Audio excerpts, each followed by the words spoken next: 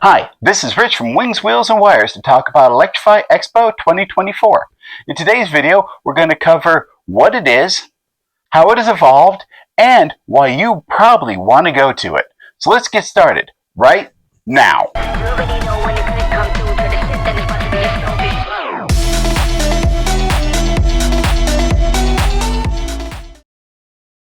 So what is Electrified Expo? Well, it is a nationwide, multi-city series of events. And how big is it? Well, they describe themselves as North America's largest electric vehicle festival. They have every imaginable type of electric mobility you can imagine, except for aircraft, so far. So what do I mean by this? Well, of course, they have electric cars, electric trucks, e-bikes, and electric scooters. But they also have things you might not have thought of, like electric skateboards, electric surfboards, electric trailers, and even sometimes electric boats. So I attended the event in Long Beach, California, but don't worry if you're not near here. You don't have to come all the way out here to attend. They've actually got events all over the country. They even added 2 events this year, bringing them up to a total of 8. So let's check out the schedule. San Francisco on August 24th and 25th. Seattle on September 14th and 15th. New York on October 12th and 13th. And finally, Austin on November 9th and 10th.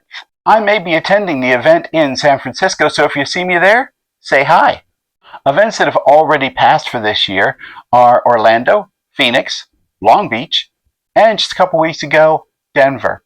If you live near one of the events that already passed, not to worry, they will be back again in 2025, with the first event being in February, a mere 7 months away. This is my 3rd year attending Electrified Expo, and quite a bit has changed in that amount of time. For starters, there are less micro-mobility companies than there were in the first year. This is a mixed bag, since on the first year, there were a lot of companies that had products identical to the tent right next to them. So there is less redundancy now, though I do have to admit more original companies like Aventura Scooters wasn't here this year, and I do miss seeing them. What we did have more of this year is EV-related vendors.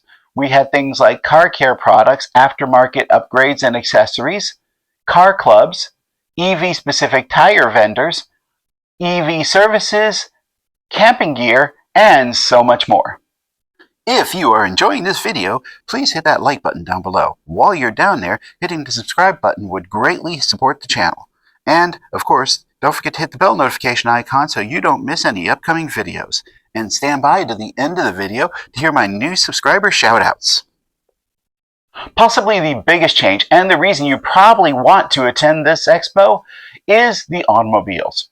The first year I attended was dominated by startups, like Indy One, which I did a video here explaining why it was a bad idea. And since they went out of business before going into production, I guess it was. Other companies included the Electromechanica Solo, which sadly is no longer around, Polestar, Lucid, and Aptera. This year's event still did have some startups, sort of.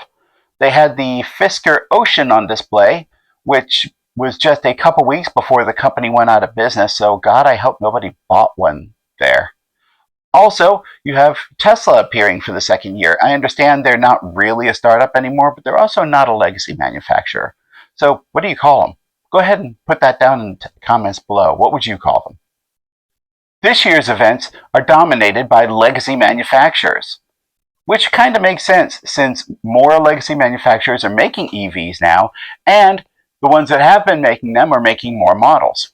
Now, I'm sure you're ready to type down in the comments below, why would I go all the trouble of going to this event when I can just go to my local dealer?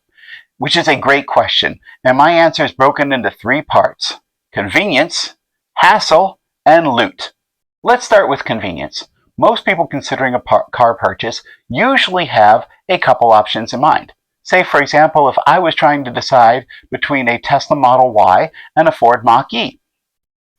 Now, normally what you would have to do is set up a test drive with Tesla, and then also reach out to the local dealership to set up a test drive with them.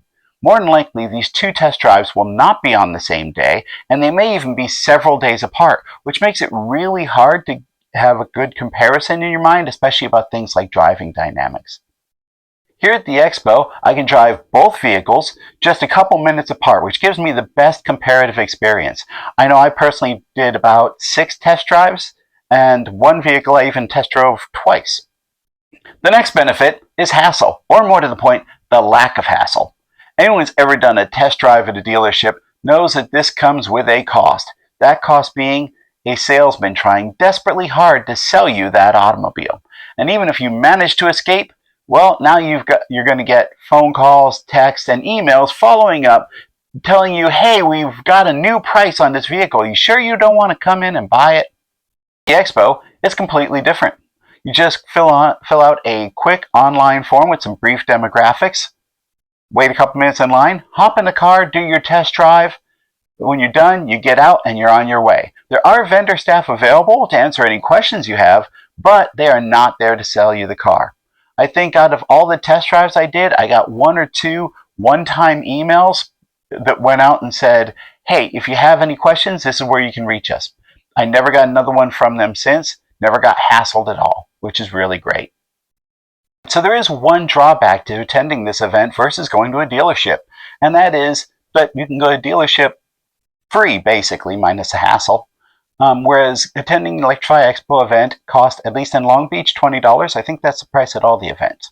Though you can, if you register early, get tickets for $15, and on occasion I've even seen tickets for as cheap as $10. But this cost is offset. For example, with Kia, I got this nice little gym bag, and from Hyundai, I got this solar charger, backup battery that also has a combination of cables and a carabiner, which is kind of cool. And my favorite one out of the day was I got a BMW branded water bottle, which of course I promptly threw my channel sticker on. So the price of this, I looked it up, would probably be about $25, $30 all by itself. So the goodies more than make up for the cost of entry. Especially since it's not like I had to go out of my way for these goodies. They gave them to me for taking a test drive that I wanted to take anyway. So works out pretty well. So that's it for the Electrify Expo Long Beach Roundup.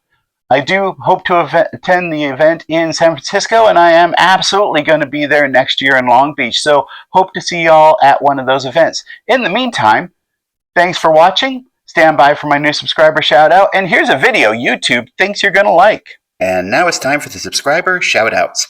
If you'd like your own shout-out, all you have to do is subscribe to the channel and either make sure your name is visible or put in the comments down below that you subscribed. Dewey Bradford, Jenna Hanamed, Calambres 661,